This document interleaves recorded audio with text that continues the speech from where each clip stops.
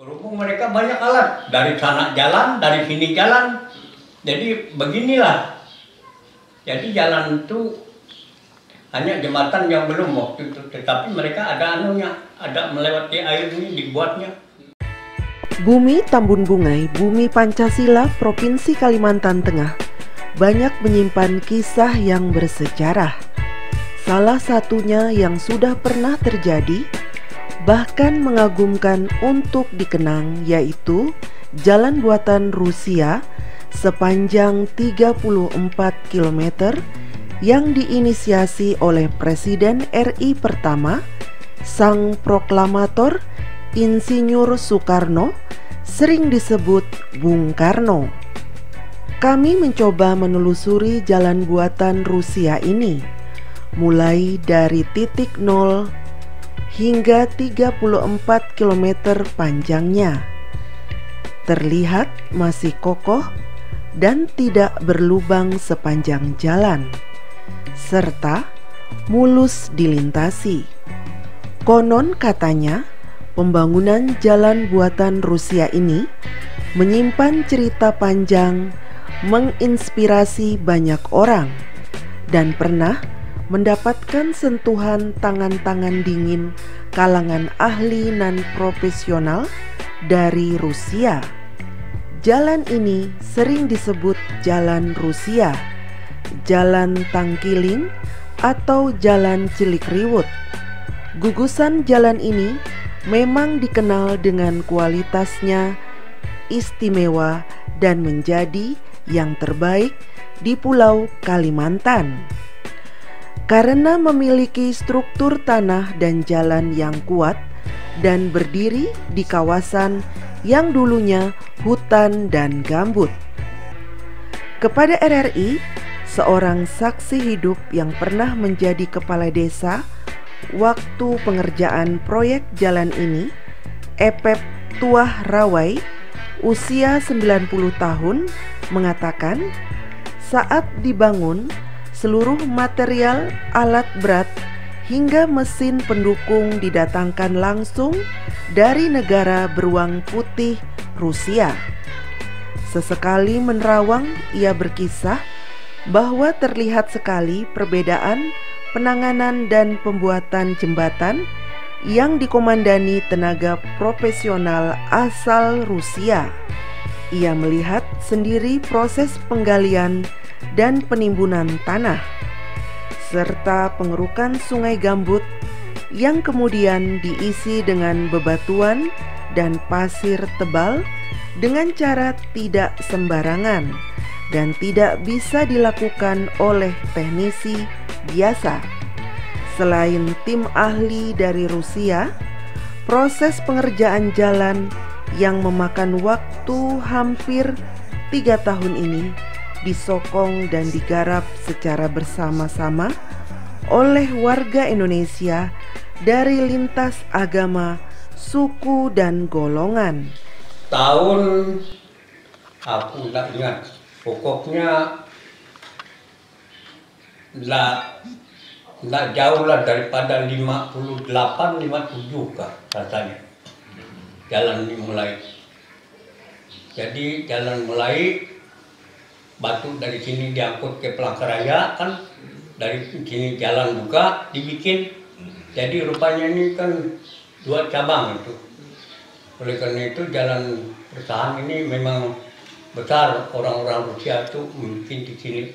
Jalan sudah selesai sampai ke jembatan sana, itu ada jembatan yang sungai itu, Sungai Tengkiling namanya di sini itu. Memang buatan Rusia ini kan lebih 30 lah. 30 kilo dari bundaran besar Palangkaraya, dari titik 01.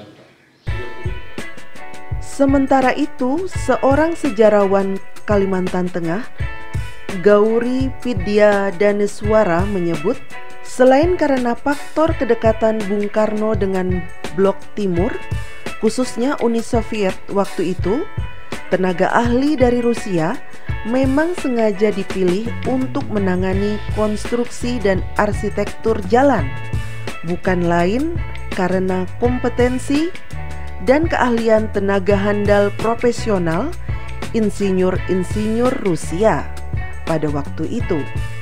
Rusia memang menjadi kampiun dalam bidang pengerjaan jalan, gedung, jembatan, atau infrastruktur lainnya. Selain juga memiliki reputasi tingkat dunia tak tertandingi, pemerintahan Presiden Soekarno terlihat sangat serius dan total memberikan yang terbaik pada proyek pengerjaan jalan ini.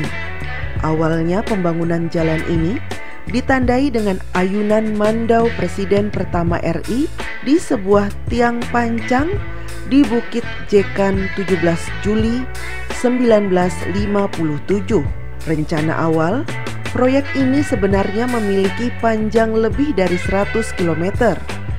Namun karena pergantian kursi presiden dan pergolakan politik waktu itu, terrealisasi hanya 34 km. Karena memiliki kenangan begitu mendalam di kota cantik Palangkaraya, jalan ini menjadi kandidat cagar budaya Provinsi Kalimantan Tengah. Teknisi-teknisi dari Rusia ini dipulangkan. Jadi kurang lebih sekitar 6-10 km yang sudah diaspal. Kalau yang lain, badan jalannya sudah selesai semua, tapi tidak diaspal.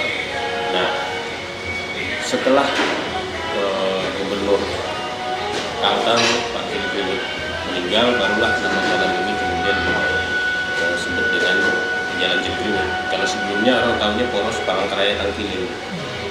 Jadi termasuk logo gorong-gorong yang ada sampai dengan kilometer 21, 23 itu, kilometer 21, 23 Cilikriwut itu konstruksi engineer Rusia.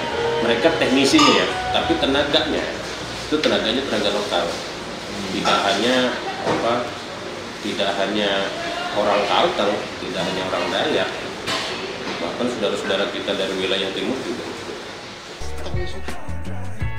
Sementara seorang warga setempat yang menjadi saksi hidup pembangunan jalan Rusia ini, Arthur Ajang, mengungkapkan selama lebih 78 tahun dibakar panasnya terik matahari dan guyuran hujan deras serta dilewati deru ribuan kendaraan berat, terbukti jalan Cilikriwut Tangkiling tetap kokoh, kuat, dan jarang mengalami kerusakan atau perbaikan berarti.